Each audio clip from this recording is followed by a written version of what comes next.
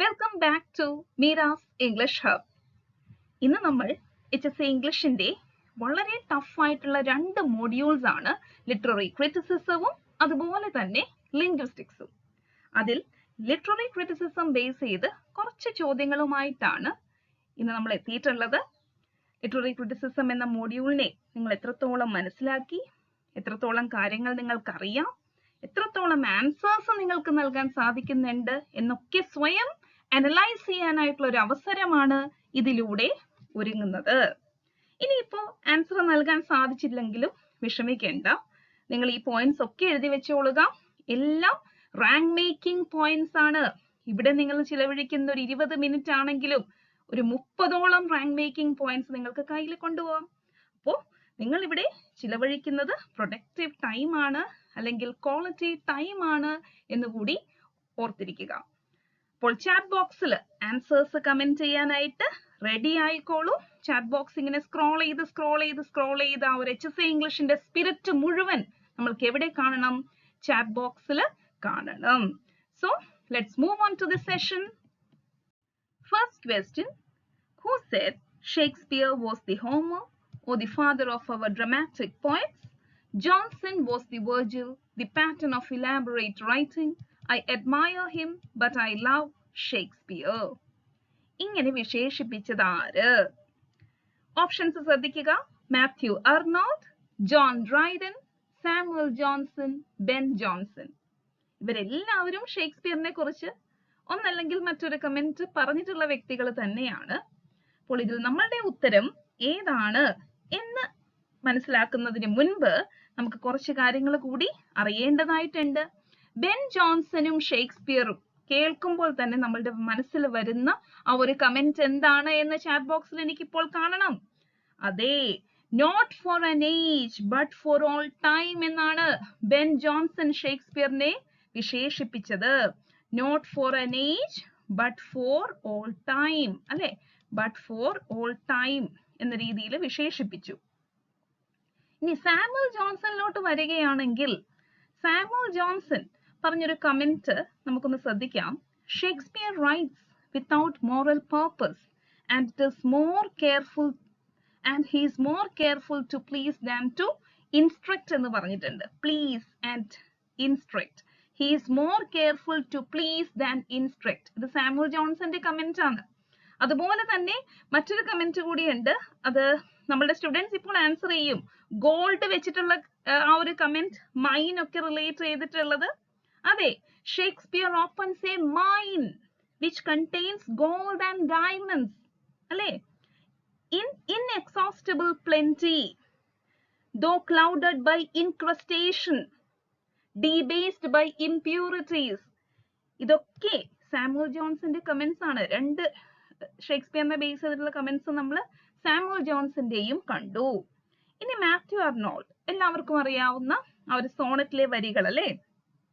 Others abide our question, thou art free, അല്ലെ? Thou smilest, art still, outtopping knowledge എന്ന് പറയുന്ന ആ ഒരു വരി എല്ലാവരുടെയും മനസ്സിൽ വന്നിട്ടുണ്ടാവും മാത്യു അർണോൾഡിനെ ബേസ് ചെയ്ത് ചിന്തിക്കുമ്പോൾ. അപ്പോൾ ഇവിടെ നമ്മൾ ബാക്കി എല്ലാ ഓപ്ഷന്റെയും നോക്കി. ഇവിടെ ഉത്തരം എന്ന് പറയുന്നത് ഈ ഒരു കമന്റ് പറഞ്ഞിട്ടുള്ളത് Shakespeare was the Homer or the father of our dramatic poets, Jonson was the Virgil എന്ന കമന്റ് പറഞ്ഞിട്ടുള്ളത് മറ്റാരുമല്ല, നമ്മളുടെ ഡ്രൈഡൻ ആണ്, ജോൺ ഡ്രൈഡൻ ആണ്. ജോൺ ഡ്രൈഡൻ ഇത് മാത്രമല്ല, മറ്റൊരു കമന്റ് കൂടി പറഞ്ഞിട്ടുണ്ട്. എല്ലാവർക്കും അറിയാവുന്ന ഒരു കമന്റ് എന്താണ്? ഷേക്സ്പിയറിനെ largest and the most comprehensive soul എന്ന് വിശേഷിപ്പിച്ചത് ജോൺ ഡ്രൈഡൻ ആണ്. Largest and the most comprehensive soul എന്ന് വിശേഷിപ്പിച്ചത് ജോൺ ഡ്രൈഡൻ ആണ്. അപ്പോൾ ഇവിടെ നിങ്ങൾ ഇതുകൂടി ഒന്ന് നോട്ട് ചെയ്ത് വെക്കുക. ഇവിടെ കീവേഡ്സ് ആണ് നമ്മൾ എപ്പോഴും നോട്ട് ചെയ്ത് വെക്കേണ്ടത്. ക്രിട്ടിക്കൽ കമന്റ്സും എന്ത് പഠിക്കുമ്പോഴും നമ്മളുടെ സ്വന്തം മെത്തേഡ് ആണ് keyword method. Keyword method use ചെയ്ത് പഠിക്കുന്ന എന്റെ കുട്ടികൾ ഇപ്പോൾ കമന്റ് ചെയ്യുന്നുണ്ടാവും. Shakespeare was the Homer, father of our dramatic poet Shakespeare, Homer, Jonson, Virgil, I love Shakespeare. ഇത്രയും എഴുതി വെച്ചിട്ട് ജോൺ ഡ്രൈഡന്റെ പേരും എഴുതി വെക്കുക. ഈ ഒരു ലിറ്റററി കമന്റ് എവിടെ കണ്ടാലും അതിന്റെ ആൻസർ ജോൺ ഡ്രൈഡൻ ആണെന്ന് നിങ്ങൾക്ക് ഓർമ്മ വരുന്നതായിരിക്കും. ഓക്കെ, അപ്പോൾ ഫസ്റ്റ് ക്വസ്റ്റ്യൻ സെറ്റ് ആണേ. യെസ്. അപ്പൊ നമുക്ക് സെക്കൻഡ് ക്വസ്റ്റ്യനിലോട്ട് പോവാം. ക്വസ്റ്റ്യൻ സെറ്റ് ആണെങ്കിൽ ഡബിൾ തംസ് അപ്പ് ആണ്. ഡബിൾ തംസ് അപ്പ് അല്ലെങ്കിൽ ഡബിൾ ഫയർ ആണ് നമ്മൾ ചാറ്റ് ബോക്സിൽ കൊടുക്കേണ്ടത്. അതാണ് നമ്മളുടെ HSA ഇംഗ്ലീഷ് സ്റ്റുഡൻസിന്റെ സ്പിരിറ്റ് എന്ന് പറയുന്നത്. നമ്മളുടെ സെക്കൻഡ് ക്വസ്റ്റ്യൻ ഇതാ വന്നിരിക്കുന്നു. Who defines semiotics as the study of life of science within society? സെമിയോട്ടിക്സിനെ study of life of science within society എന്ന് വിശേഷിപ്പിച്ചത് ആര്? എല്ലാവരും സിമ്പിൾ ആയിട്ട് ഫെർഡിനൻഡ് ഡി സൊഷോർ എന്ന ആൻസർ പറയാനായിട്ട് റെഡി ആയിരിക്കുകയായിരിക്കും. അത് തന്നെയാണ് ഉത്തരം. പക്ഷേ ഞാൻ മറ്റൊരു ചോദ്യം നിങ്ങളോട് ചോദിക്കാൻ ആഗ്രഹിക്കുന്നു. എന്താണ് സെമിയോട്ടിക്സും അതുപോലെ തന്നെ ലിംഗ്വിസ്റ്റിക്സും തമ്മിലുള്ള വ്യത്യാസം? അല്ലെങ്കിൽ ഈ സയൻസ് എന്ന് പറയുമ്പോൾ, സൈൻ എന്ന് പറയുന്നത് SIGNS. ഓക്കെ, അപ്പോൾ ഈ സൈൻ എന്ന് പറയുമ്പോൾ അത് എന്താണ്? എന്താണ് ഈ ലിംഗ്വിസ്റ്റിക്സ്? എന്താണ്? കമന്റ് ചെയ്യൂ. ലിംഗ്വിസ്റ്റിക്സ് എന്താണ്? It is the scientific study of language ആണ് അല്ലെ? സ്റ്റഡി ഓഫ് ലാംഗ്വേജ് അല്ലെങ്കിൽ സയന്റിഫിക് സ്റ്റഡി ഓഫ് ലാംഗ്വേജ് ആണ് എന്തെന്ന് പറയുന്നത്? ലിംഗ്വിസ്റ്റിക്സ് എന്ന് പറയുന്നത്. Scientific study of language. പക്ഷെ സെമിയോട്ടിക്സ് എന്ന് പറയുന്നത് അത് ആ ഒരു ബൗണ്ടറിയിൽ ഒന്നും നിർത്താനായിട്ട് പറ്റില്ല. It is A broader concept. അതിൽ ഇമേജസ് വരുന്നുണ്ട്, ജെസ്റ്റേഴ്സ് വരുന്നുണ്ട്, അതുപോലെ തന്നെ കൾച്ചറൽ ആയിട്ടുള്ള സിംബൽസ് വരുന്നുണ്ട്. അങ്ങനെ ഒരുപാട് കാര്യങ്ങൾ ഉൾക്കൊള്ളുന്ന ഒരു സംഭവമാണ് ഈ സെമിയോട്ടിക്സ് എന്ന് പറയുന്നത്. ഇപ്പൊ ലിംഗ്വിസ്റ്റിക്സും സെമിയോട്ടിക്സും ഒരു രീതിയിൽ റിലേറ്റഡ് ആണ്. പക്ഷെ സെമിയോട്ടിക്സ് എന്ന് പറയുന്നത് ഒരു വലിയൊരു എൻറ്റിറ്റി ആണ് എന്ന് മനസ്സിലാക്കേണ്ടിയിരിക്കുന്നു അല്ലെ? അപ്പോൾ ഇവിടെ നമ്മളുടെ ഉത്തരം ഈ ഒരു ഡെഫിനിഷൻ സെമിയോട്ടിക്സിന് കൊടുത്തിട്ടുള്ള വ്യക്തി മറ്റാരുമല്ല, നമ്മളുടെ ഫെർഡിനാൻഡ് ഡി സൊഷോർ ആണ്. എന്താണ് അദ്ദേഹം പറഞ്ഞത്? The study of life of science within the society എന്നാണ് അദ്ദേഹം എന്തിനെ വിശേഷിപ്പിച്ചത്? സെമിയോട്ടിക്സിനെ വിശേഷിപ്പിച്ചത്. സോ ഈ ഒരു ക്വസ്റ്റ്യനും സെറ്റ് ആണ് എന്ന് ഞാൻ വിചാരിക്കുന്നു. അങ്ങനെയെങ്കിൽ നമ്മളുടെ ചാറ്റ് ബോക്സിൽ ആ ഡബിൾ തംസ് അപ്പും അതുപോലെ തന്നെ ഡബിൾ ഫയറും കാണട്ടെ. നമുക്ക് നെക്സ്റ്റ് ക്വസ്റ്റ്യനിലോട്ട് പോവാം. അടുത്തത് ഒരു ആപ്ലിക്കേഷൻ ലെവൽ ക്വസ്റ്റ്യൻ ആയിട്ടാണ് ഞാൻ വന്നിട്ടുള്ളത്. Different languages use different words for the same object. പല ഭാഷകളിൽ ഒരു ഓബ്ജക്റ്റിനെ തന്നെ പല വാക്കുകളായിരിക്കും യൂസ് ചെയ്യുക അതിനെ നെയിം ചെയ്യാനായിട്ട് അല്ലെ? ഫോർ എക്സാമ്പിൾ, ഇംഗ്ലീഷില് പുസ്തകത്തിനെ ബുക്ക് എന്ന് പറയുന്നു, ഫ്രഞ്ചില് അതിന് LIVRE, എന്റെ പ്രൊനൗൺസിയേഷൻ വേറെന്തെങ്കിലും ആയിരിക്കും. ആ ഒരു രീതിയിലാണ് ബുക്കിനെ വിശേഷിപ്പിക്കുന്നത്. So which key characteristic of language is demonstrated in these examples? ഏത് ലാംഗ്വേജിന്റെ ഫീച്ചർ ആണ് ഇവിടെ നിങ്ങൾക്ക് കാണാൻ സാധിക്കുന്നത്? In the context of Ferdinand de Saussure. ഏതാണത്? ഈ ഫെർഡിനാൻഡ് ഡി സൊഷോർ എന്ന് കേൾക്കുമ്പോൾ തന്നെ കുറച്ച് വേർഡ്സ് നിങ്ങളുടെ മനസ്സിലോട്ട് വരണം. സൈൻ, സിഗ്നിഫയർ, സിഗ്നിഫൈഡ് അല്ലേ? അതെ, ആ വേർഡ്സ് ഒക്കെ നിങ്ങളുടെ ഫെർഡിനാൻഡ് ഡി സൊഷോർ എന്ന് കേൾക്കുമ്പോൾ നിങ്ങളുടെ മനസ്സിലോട്ട് വരുന്ന വാക്കുകളൊക്കെ ഒന്ന് കമന്റ് ചെയ്യൂ, ഒന്ന് കാണട്ടെ ഏതൊക്കെ വാക്കുകളാണ്. കാരണം അങ്ങനെയാണ് നമ്മൾ ഈ കീവേഡ് മെത്തേഡിലൂടെ ഈ കാര്യങ്ങളൊക്കെ പഠിച്ചെടുക്കുന്നത്. ആ ഒരു രീതി നിങ്ങളൊന്ന് പഠിച്ചു കഴിഞ്ഞാലുണ്ടല്ലോ, അത് പല രീതിയിൽ നിങ്ങൾക്ക് പല എക്സാംസിന് യൂസ് ചെയ്യാനായിട്ട് പറ്റും. അതെ, ഈ വാക്കുകളൊക്കെ ആരുമായിട്ട് കണക്റ്റഡ് ആണ്? ഫെർഡിനാൻഡ് ഡി സൊഷോറുമായിട്ട് കണക്റ്റഡ് ആണ്. അങ്ങനെയെങ്കിൽ ഇവിടെ രണ്ട് വാക്കുകൾ നമ്മൾക്ക് എലിമിനേറ്റ് ചെയ്യാം. ഡിസ്പ്ലേസ്മെന്റ് കണ്ണടച്ച് നമ്മൾക്ക് വെട്ടിക്കളയാം അല്ലെ? ഡിഫറൻസ് എന്നുള്ളതും നമ്മൾക്ക് മാറ്റാം. ഇനി രണ്ട് വാക്കുകൾ മാത്രമാണ് ബാക്കിയുള്ളത്, ലീനിയാരിറ്റിയും ആർബിട്രറിനെസ്സും അല്ലെ? അപ്പൊ ഈ ലീനിയാരിറ്റി ആർബിട്രറിനെസ്സിൽ ഏറ്റവും വ്യക്തമായിട്ട് ഈ ആർബിട്രറിനെസ് ആണ് എന്ന് നമുക്ക് ഇതിലൂടെ മനസ്സിലാക്കാം. കാരണം ഒരു ബന്ധവും ഇല്ല അല്ലെ? അതായത് ഒരു ഭാഷയിൽ ഒരു പേര് പറഞ്ഞു വിളിക്കുന്നു. നമ്മൾ ട്രീയുടെയൊക്കെ എക്സാമ്പിൾ ഓൾറെഡി സൊഷോർ അദ്ദേഹത്തിന്റെ നേച്ചർ ഓഫ് ലിംഗ്വിസ്റ്റിക് സൈനിൽ കണ്ടതാണ്. ഹിന്ദിയിൽ പേടെന്ന് പറയുന്നു, മലയാളത്തിൽ മരം എന്ന് പറയുന്നു അല്ലെ? അങ്ങനെ ഈ ഒരു സൈനിനെ പല വാക്കുകൾ കൊണ്ട് നമ്മൾ വിശേഷിപ്പിക്കുന്നു. അപ്പൊ ഈ വാക്കും ഈ ഒരു ഓബ്ജക്റ്റും തമ്മിൽ ഒരു ബന്ധവുമില്ല, ആർബിട്രറി റിലേഷൻ ആണ്, ആർബിട്രറിനെസ് ആണ് നമ്മൾക്ക് അവിടെ കാണാൻ സാധിക്കുന്നത്.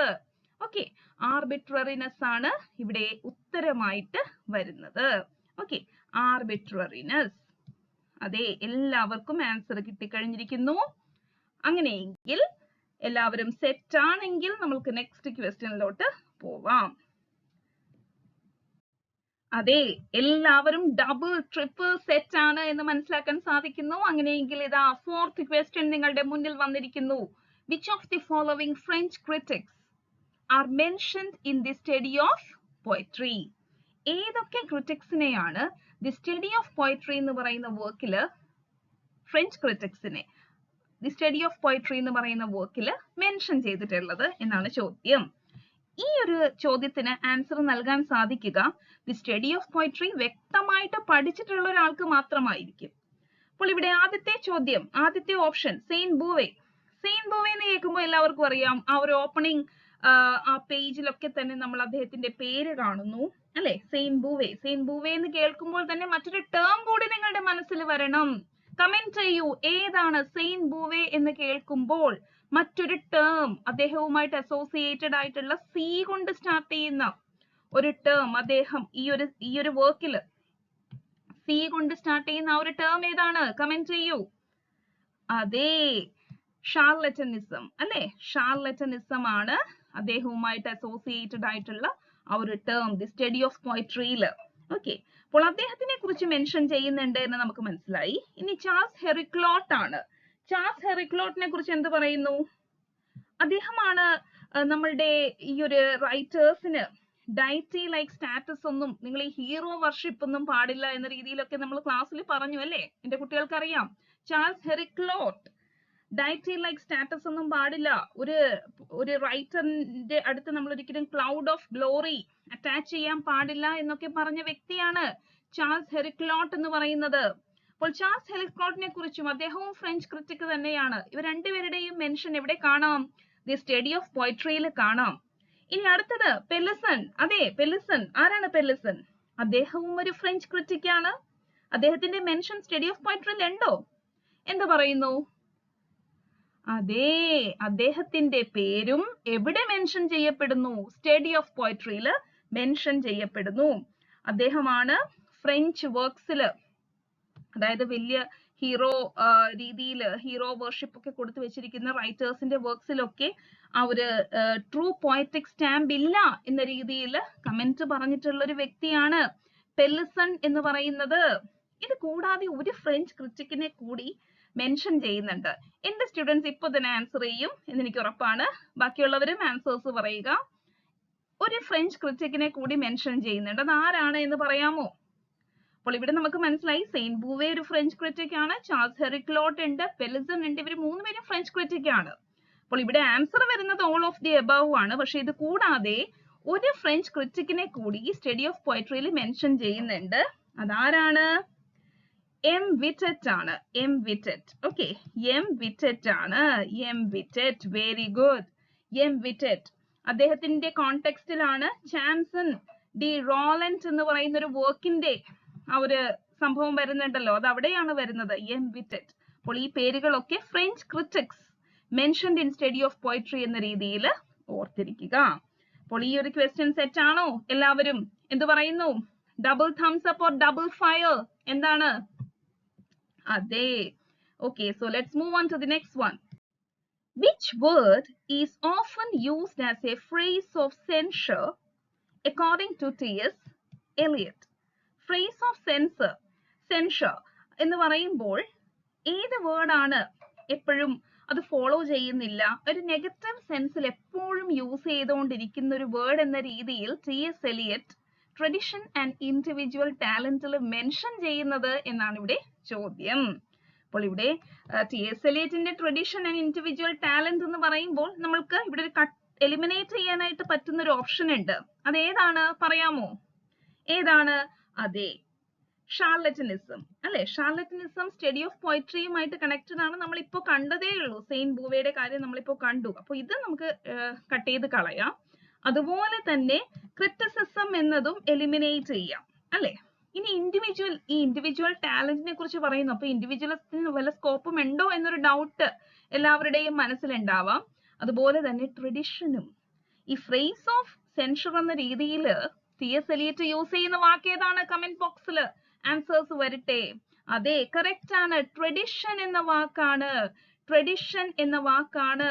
ഇത് വെറും ഒരു സിമ്പിൾ ചോദ്യം. ടി.എസ്. എലിയറ്റിന്റെ ട്രഡിഷൻ ആൻഡ് ഇൻഡിവിജ്വൽ ടാലന്റ് വായിച്ചിട്ടുള്ള ഒരു വ്യക്തി ഇതിന് ഉത്തരം നൽകാതിരിക്കില്ല. അങ്ങനെയെങ്കിൽ മറ്റൊരു ചോദ്യം ഇതാ വരുന്നു.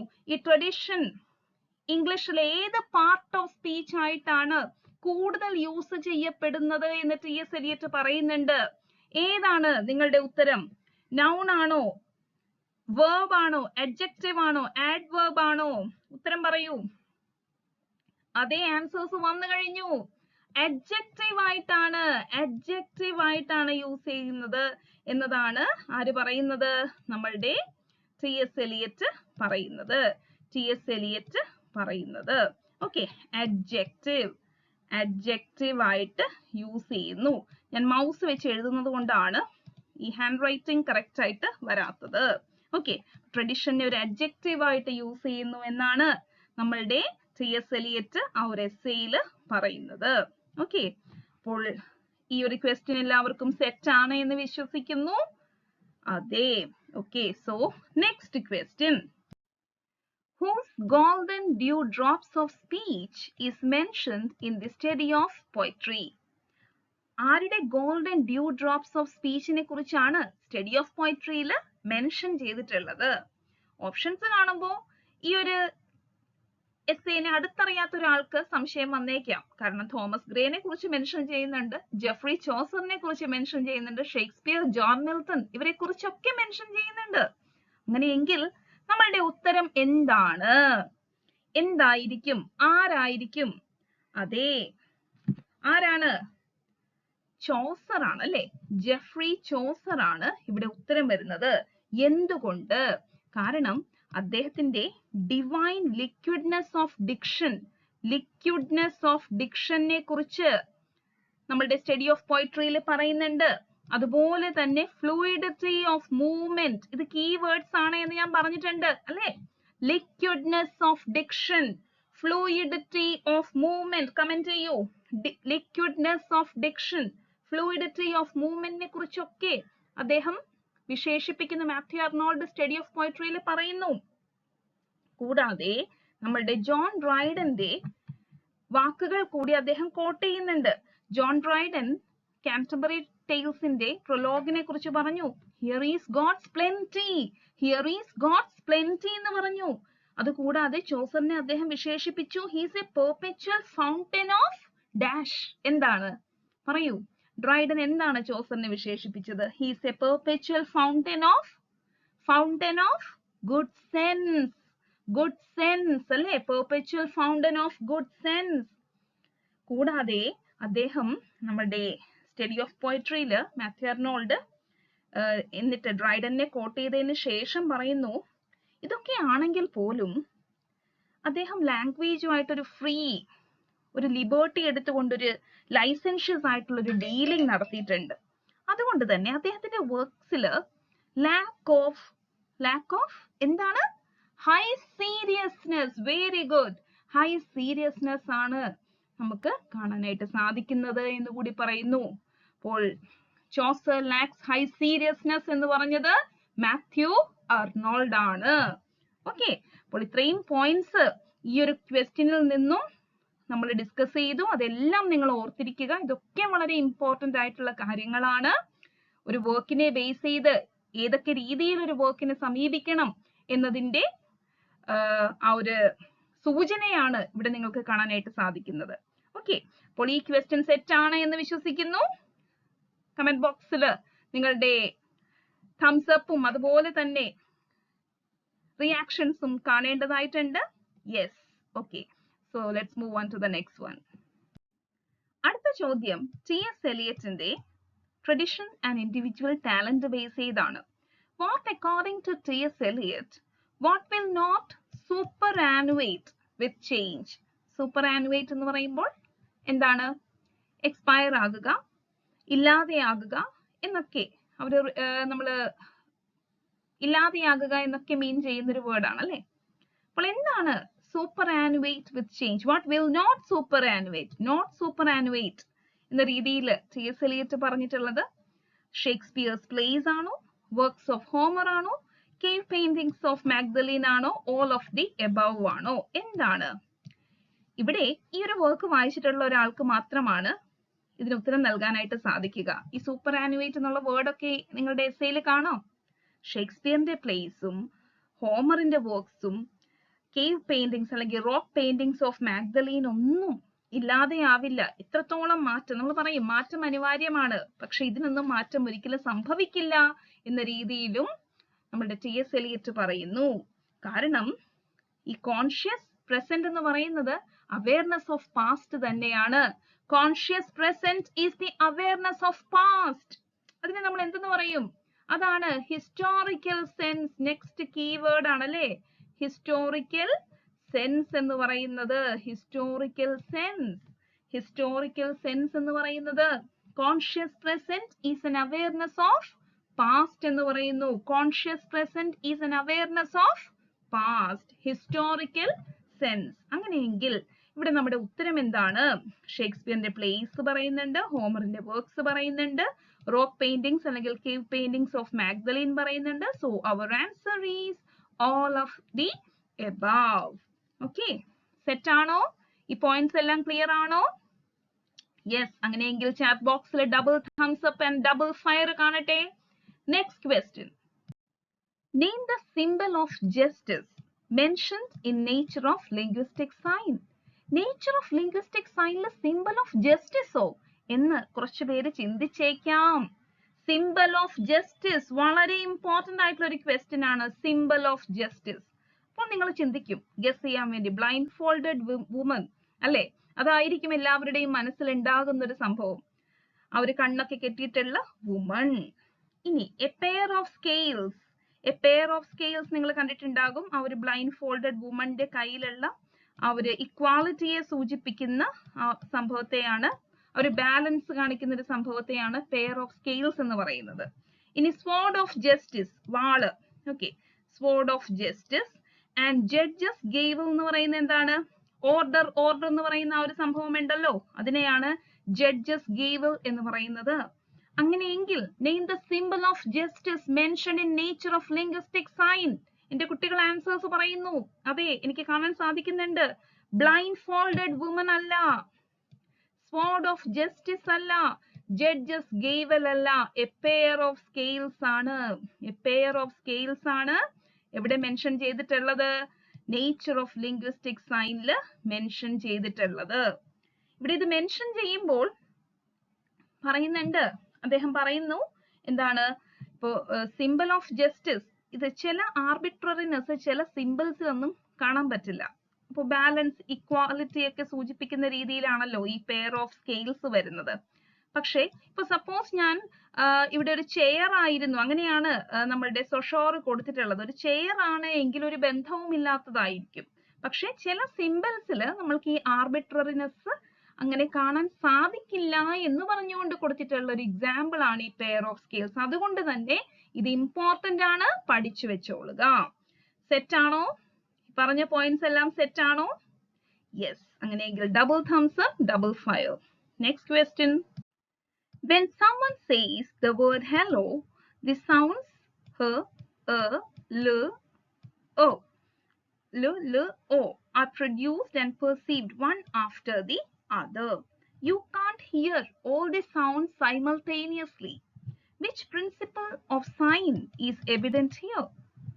ഇവിടെ ഈ ഒരു ചോദ്യം കാണുമ്പോൾ ഇനി പെട്ടെന്ന് ലിംഗ്വിസ്റ്റിക്സിലേക്ക് എങ്ങാനും മിസ് പോയോ എന്നൊരു ഡൗട്ട് നിങ്ങൾക്ക് വന്നേക്കാം. Which principle of signs? Principle of sine എന്ന് പറയുമ്പോൾ നമുക്കറിയാം രണ്ട് പ്രിൻസിപ്പിൾസിനെ കുറിച്ചാണ് നമ്മളുടെ ഫെർഡിനാൻഡ് ഡി സൊഷോർ സംസാരിക്കുന്നത്.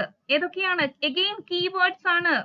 ലീനിയറിറ്റി ആൻഡ് ആർബിട്രറിനെസ് അല്ലെ, ആർബിട്രറിനെസ്. ഇതിനെ കുറിച്ചാണ് അദ്ദേഹം ആ ഒരു വർക്കിൽ ഡീപ്പായിട്ട് പറഞ്ഞിട്ടുള്ളത്. അപ്പോൾ ഇവിടെ ചോദിച്ചിരിക്കുന്നത് നമ്മൾ ഒരു സൗണ്ട്, ഒരു വേർഡ് നമ്മൾ പ്രൊനൗൺസ് ചെയ്യുന്ന സമയത്ത്, പ്രൊഡ്യൂസ് ചെയ്യുന്ന സമയത്ത് ഹലോ എല്ലാം ആ word one after the other ആണ് ആ സൗണ്ട്സ് വരുന്നത് അല്ലെ. എല്ലാം കൂടി ഒരുമിച്ച് എടുത്തിട്ട് നമ്മൾ പറയുന്നില്ലല്ലോ. ഇപ്പൊ നമ്മൾ സരിഗമ എന്നൊക്കെ പറയുന്നത് പോലെ എല്ലാം കൂടി ഒരുമിച്ച് പറയാൻ പറ്റില്ല. അതിന്റെ ഒരു ഓർഡർ ഉണ്ട്, ആ രീതിയിലാണ്. അതിന്റെ സമയവും എടുക്കും അല്ലെ. ഒന്ന് പറഞ്ഞു കഴിഞ്ഞാൽ അടുത്തത്, അങ്ങനെയാണ് അത് പറയാനായിട്ട് സാധിക്കുക. അപ്പൊ നമുക്കിവിടെ രണ്ട് ഓപ്ഷൻസ് കളയാം, ഫണ്ടമെന്റലിസവും വിഷ്വൽ സയൻസും കട്ട് ചെയ്യാം. ഇനി ആർബിട്രറിനെസ്സും ലീനിയാരിറ്റിയാണ് ഇവിടെ ഉള്ളത്. എന്തായാലും ഇത് ആർബിട്രറിനെസ് അല്ല എന്ന് മനസ്സിലായി. ഇവിടെ മീനിങ്ങിനെ കുറിച്ചും ബന്ധമില്ലാത്ത കാര്യങ്ങളെ കുറിച്ചും ഒന്നും ഇവിടെ പറയുന്നില്ല അല്ലെ? അങ്ങനെയുള്ളത് പറയുന്നില്ലാത്തത് കൊണ്ട് ആർബിട്രറിനെസ്സും മാറ്റാം. ലീനിയാരിറ്റി ആണ്, ദ പ്രിൻസിപ്പിൾ ഓഫ് ലീനിയാരിറ്റിനെ കുറിച്ചാണ് സോഷോർ ഇവിടെ പറയുന്നത്. ഇതിന് കുറച്ച് റിയൽ ലൈഫ് എക്സാമ്പിൾസ് പറഞ്ഞുകൂടെ? എങ്ങനെയാണ്? അതെ, നമ്മളുടെ ഇപ്പൊ മ്യൂസിക്കൽ ഇതിൽ കോണ്ടെക്സ്റ്റിൽ ഞാൻ പറഞ്ഞു സരിഗമ അതുപോലെയുള്ളത്. അതുപോലെ മറ്റൊരു എക്സാമ്പിൾ ആണ് നമ്മളിപ്പോ എന്താണ് മാത്സിന്റെ ഒക്കെ ഇക്വേഷൻ ചെയ്യുമ്പോൾ അതിനൊരു ബോർഡ് മാസ് ഒരു റൂൾ ഉണ്ട് അല്ലെ? ആ ഒരു രീതിയിലാണ് നമ്മൾ അത് ചെയ്യുന്നത്. അവിടെയും ആ ഒരു ലീനിയാരിറ്റി നമ്മൾക്ക് കാണാനായിട്ട് സാധിക്കും. ഇതൊക്കെ ഈ ലീനിയാരിറ്റിയുടെ എക്സാമ്പിൾസ് ആണ്. കാരണം സെമിയോട്ടിക്സ് എന്ന് പറയുന്നത് വൈഡർ കോണ്ടെക്സ്റ്റിൽ യൂസ് ചെയ്യുന്ന സയൻസ് ആണ്. അപ്പോൾ മാത്സിലാണെങ്കിലും മ്യൂസിക്കിലാണെങ്കിലും ലാംഗ്വേജിലാണെങ്കിലും ഈ ഒരു ലീനിയാരിറ്റി വിസിബിൾ ആണ് എന്ന് സോഷർ ആ എസ്സേയിൽ പറഞ്ഞിട്ടുണ്ട്. ഓക്കെ, അപ്പോൾ ഈ കാര്യം ഓർത്തിരിക്കുക. സോ എല്ലാവരും ഈ പോയിന്റ്സ് എല്ലാം ക്ലിയർ ആയിട്ട് കിട്ടി എന്ന് വിചാരിക്കുന്നു. അങ്ങനെയെങ്കിൽ double thumbs up. Next question. Dash in which no charm of diction or imagery could exempt the Bathyllus even of an Anacreon or the Alexis of Virgil from disgust and aversion. These lines are from. പെട്ടെന്ന് ഈ lines കാണുമ്പോൾ പേടിച്ചു പോണ കുട്ടികൾ ഉണ്ടാവും.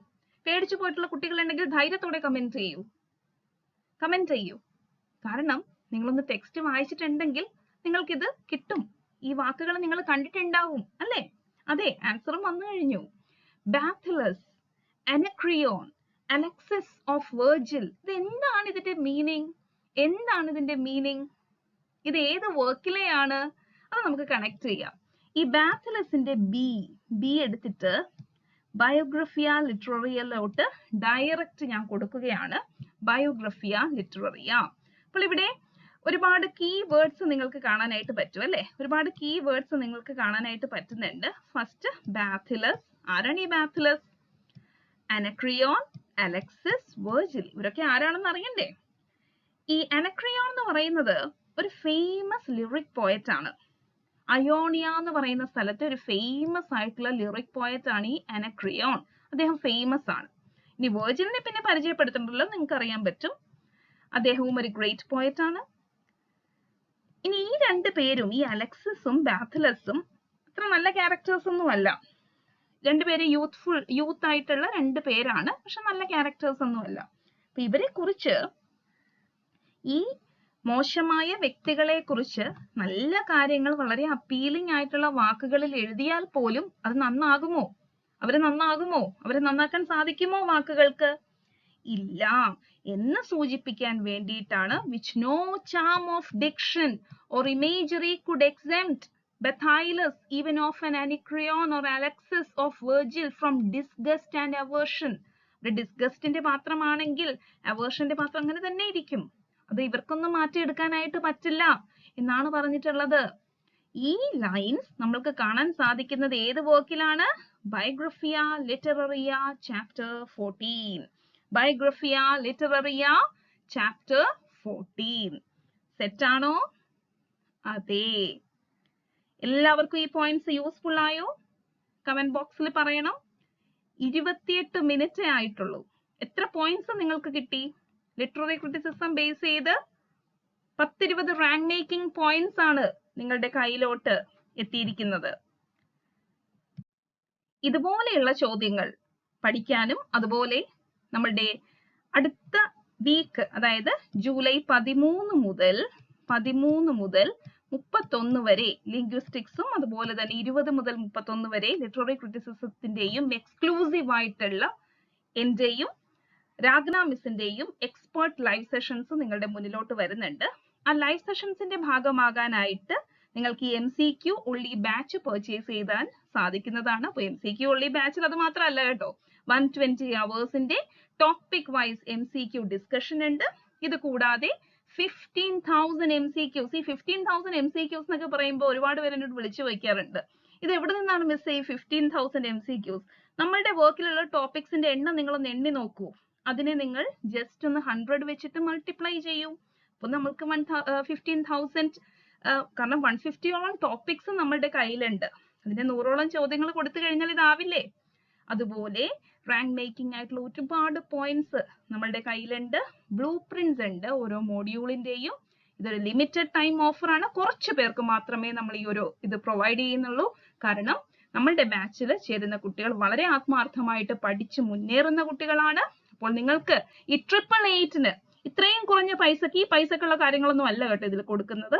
ഇതിൽ classes നിങ്ങൾക്ക് കിട്ടില്ല. ഇത് MCQ ഉള്ള ഈ ബാച്ച് ആണ്. ക്വസ്റ്റ്യന്റെ ഡിസ്കഷൻ വീഡിയോസും അതുപോലെ തന്നെ ഓൺലൈൻ പ്രാക്ടീസ് സെഷൻസും കൂടാതെ ഈ ലിംഗ്വിസ്റ്റിക്സിന്റെയും ലിറ്റററി ക്രിറ്റിസിസത്തിന്റെയും എക്സ്ക്ലൂസീവ് ആയിട്ടുള്ള കുറച്ച് ലൈവ് സെഷൻസ് ഈ ദിവസങ്ങളിൽ പോകുന്നതും അവൈലബിൾ ആയിരിക്കും. ഓക്കെ, അപ്പോൾ ഈ ഒരു പ്രൈസിന് ഈ കോഴ്സ് പർച്ചേസ് ചെയ്യാൻ താല്പര്യമുള്ളവര് നിങ്ങളുടെ ഫ്രണ്ട്സ് ഉണ്ടെങ്കിൽ അവരോടും പറയുക, ഫ്രണ്ട്സിനൊക്കെ ഷെയർ ചെയ്ത് കൊടുക്കുക. ഈ ഒരു ലാസ്റ്റ് മൊമെന്റിൽ നിങ്ങളുടെ പഠനം പുതിയ പോയിന്റ്സ് കളക്ട് ചെയ്യാനൊക്കെ നിങ്ങൾക്ക് ഈ ഒരു അവസരം യൂസ് ചെയ്യാവുന്നതാണ്. So thank you so much. എല്ലാവരും ടെലിഗ്രാം ചാനലിൽ ജോയിൻ ചെയ്തോളൂ.